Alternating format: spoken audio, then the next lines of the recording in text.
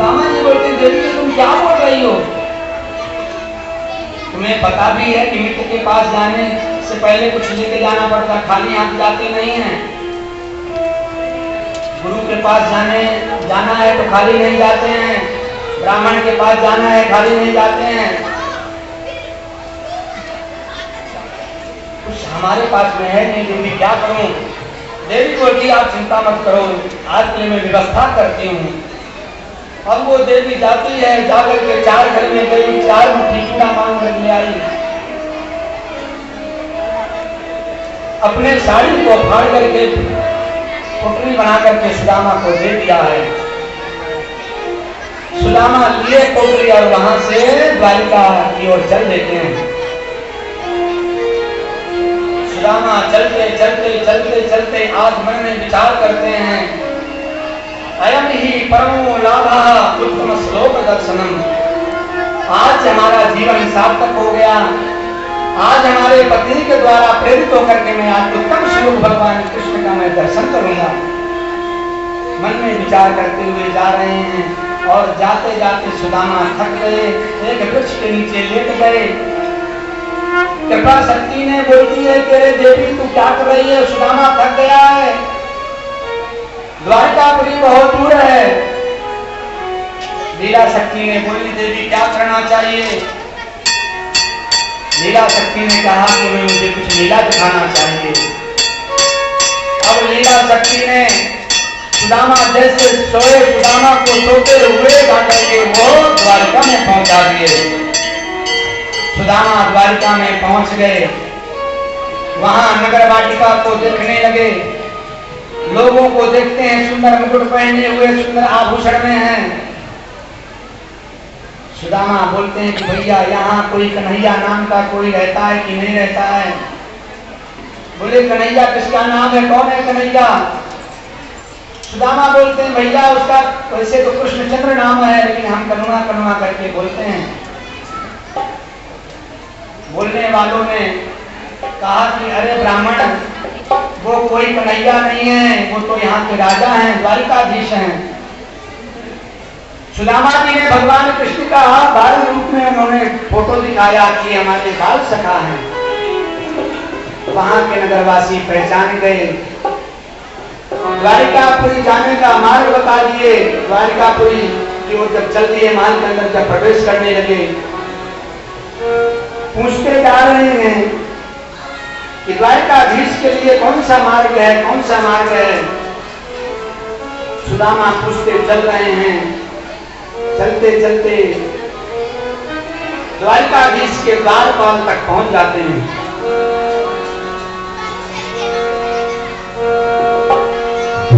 द्वारपाल खड़े हुए हैं, बोलते हैं कि ब्राह्मण तुम कौन हो? ब्राह्मण परिचय बता रहे हैं कि मैं सुदामा हूं, कृष्ण का परम सखा हूं और अपने मित्र से मिलने के लिए आया हूं। बार बोलते हैं कि अरे यहाँ तो तुम्हारे जैसे कोई गरीब है नहीं, द्वारिकाधीश का मित्र तो कोई राजा ही हो सकता है। लगता तुम्हें आने में भूल हो गई, रास्ता भटक गए हो, इसलिए ब्राह्मण तुम यहाँ से जाओ। अब ब्राह्मण पुनः वापिस होते हैं, मन विचार करते हैं कि क्या करूं? आया का दर्शन करने के लिए, मिलने के लिए मिलता है कि फिर नैया से मुलाकात नहीं होगी। कुछ दूर आए, पुनः वापिस गए। मन में विचार किया अगर मैं कुछ लेकर के नहीं जाऊंगा तो पत्नी को क्या बोलूंगा? मन में विचार करते हैं, आते हैं जाते हैं, आते हैं जाते हैं, लेकिन न द्वारपाल अंदर आने दे रहे हैं और न सुदामा वापस लौट रहे हैं। सुदामा जी द्वारिका के महलों को देख रहे हैं, कितनी ऊंचाइयों पर ये महल बना हुआ है।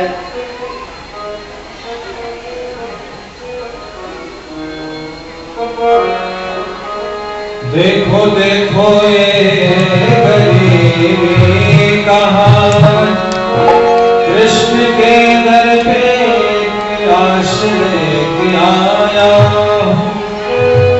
मैं बचपन का यार है मेरा शौक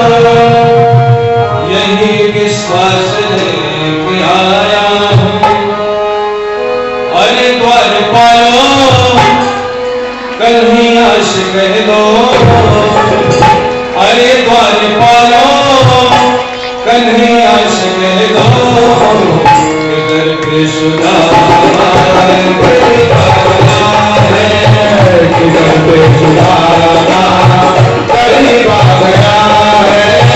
अरे द्वारपालो कन्हैया से कह दो, अरे द्वारपालो कन्हैया से कह दो, इधर पे सुदामा गरीब आ गया है, इधर पे सुदामा गरीब आ गया है। भटकते भटकते न जाने कहाँ से, भटकते भटकते न जाने कहाँ से, तुम्हारे महल के गरीब आ गया है, तुम्हारे महल के गरीब आ गया है। ओ अरे द्वारपालो कन्हैया से कह दो, अरे द्वारपालो कन्हैया से कह दो, इधर पे सुदामा गरीब आ गया है, इधर पे सुदामा गरीब आ गया है। ओ न सकते है पकड़ी, बदन में है दाग,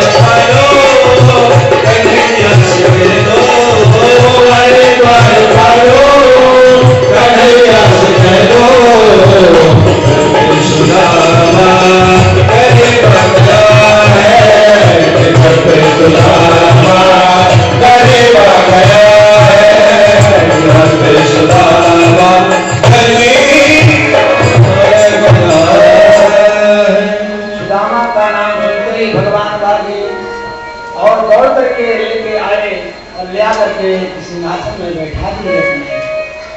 उनका पैर धुलने लगे, सुदामा के चरणों में लगे हुए कांटे को निकालने लगे। कई कांटे लगे हुए थे। भगवान ने अपने आंखों के आंसुओं से सुदामा के पैर का प्रक्षालन किया है। रुक्मिणी महारानी को भेजे कि जाओ तुम पैर धोने के लिए पात्र लेकर के आए। रुक्मिणी अंदर जाती हैं, लेकिन तब तक भगवान अपने आंखों के आंसुओं से पात्र प्रक्षालन कर लिए। अंदर से भागती हुई रुक्मिणी आती है, देखती कि कौन सा ऐसा ब्राह्मण है। इस ब्राह्मण को देख करके भगवान अपना सिंहासन छोड़ करके भागे, अपने आंखों से पाद प्रक्षालन कर रहे हैं, आशीर्वाद कर रहे हैं। अरे ब्राह्मण कौन है तो धन्य हो गया, इतना लाड़ प्यार तो भगवान हमसे कभी नहीं किया, हमारा भी योग कभी भगवान में इस तरह नहीं हुआ। भगवान बैठा करके सुदामा से रास्ते का समाचार पूछने लगे, भैया आपको आने में कोई परेशानी तो नहीं हुई? सुदामा बोलते हैं, करे कन्हैया कोई परेशानी नहीं हुई, तेरा नाम ले लेकर के मैं यहाँ पहुंच गया और कितनी देर में पहुंच गया हमें वो भी पता नहीं चला।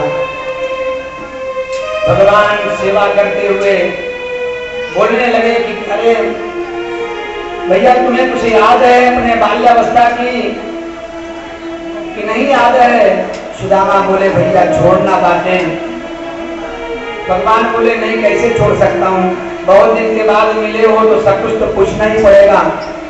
भगवान बोले चलो जाने दो, ये बताओ कि तुम्हारी शादी हुई कि नहीं हुई? सुदामा जी बोले मेरी शादी हो गई है। तो शादी हो गई तो भाभी कैसी मिली है, सेवा करती है तो झगड़ा तो नहीं करती है? सुदामा बोलते भैया छोड़ना। बोले नहीं तुम्हें बताना होगा। सुदामा जी बोलते हैं कि पत्नी बहुत अच्छी मिली है, जैसा है उसी में प्रसन्न रहती है, तू अपनी कथा सुना। भगवान बोलते हैं कि अपनी तो बाद में हम सुनाएंगे, पहले आपकी समाचार हो जाए। भगवान बोले चाहिए बताओ कि जब भाभी आई है तो भाभी से आप ये बोले भी होंगे कि हमारा कोई मित्र है,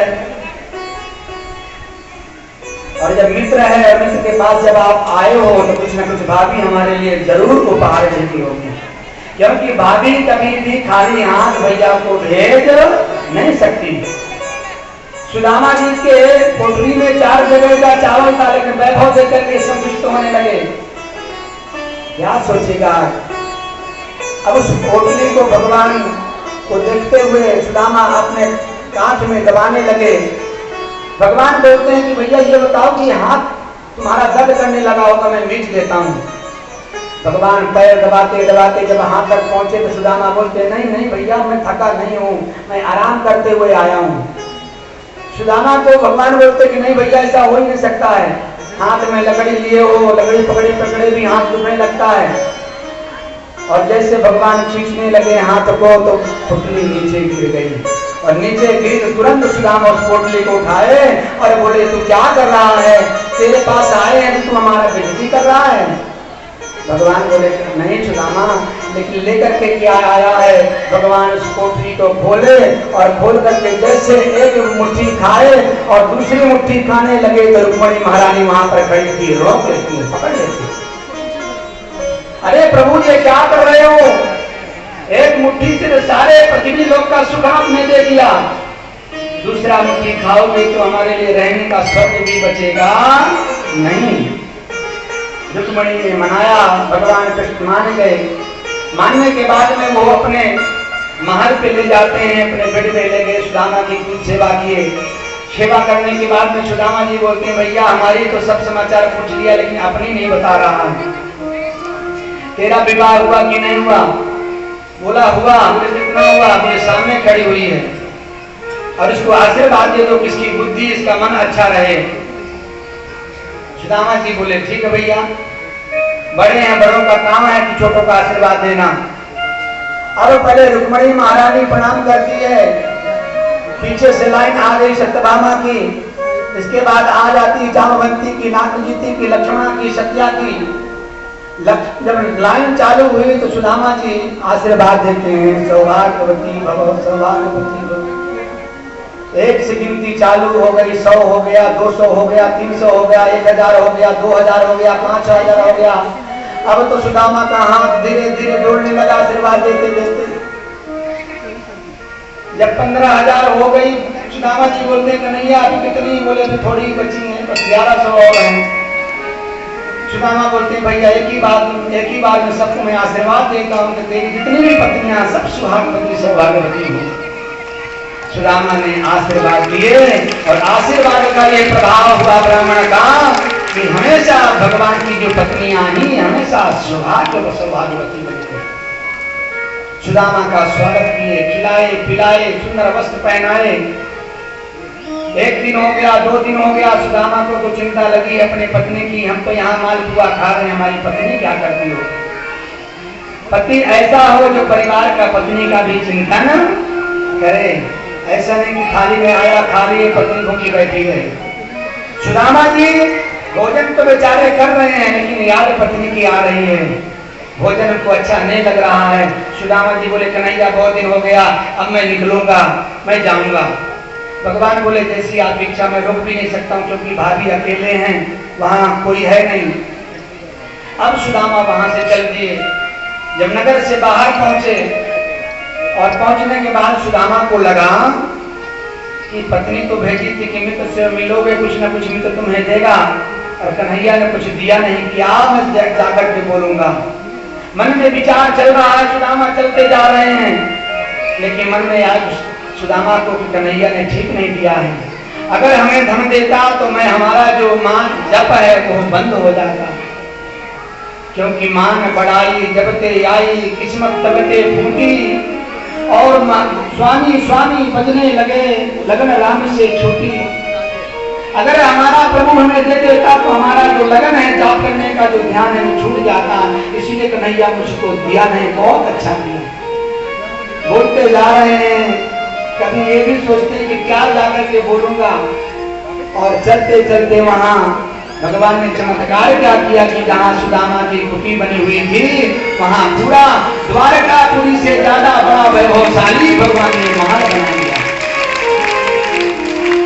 विश्वकर्मा को भेजे बनाने के लिए विश्वकर्मा बोलते हैं सुदामा पत्नी से यहाँ महल बनाना। सुदामा पत्नी बोलती कि नहीं, पहले जब हमारे आजू बाजू वालों का बना दोगे तब हमारा महल बनेगा, क्योंकि आजू बाजू वाले जितने हमारे जमानों के घरों का दाना हमने खाया है।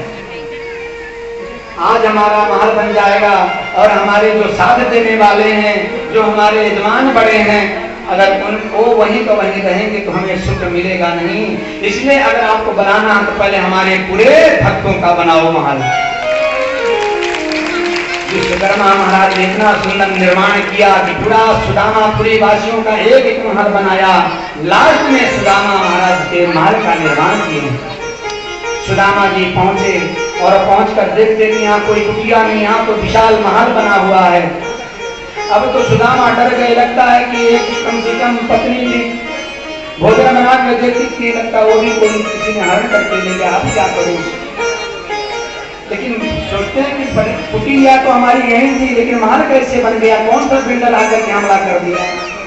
अब वो ऊपर की ओर देख रहे हैं, तब तक सुदामा की पत्नी ऊपर से निहारी, देखी कि स्वामी आ गए हैं, क्योंकि यहाँ दास दासियां से पूरा घर भरा हुआ है। सुदामा पत्नी बाहर निकली, दासियां साथ में हैं, आरती का थाल हाथ में है। सुदामा की आरती करने के लिए पत्नी दौड़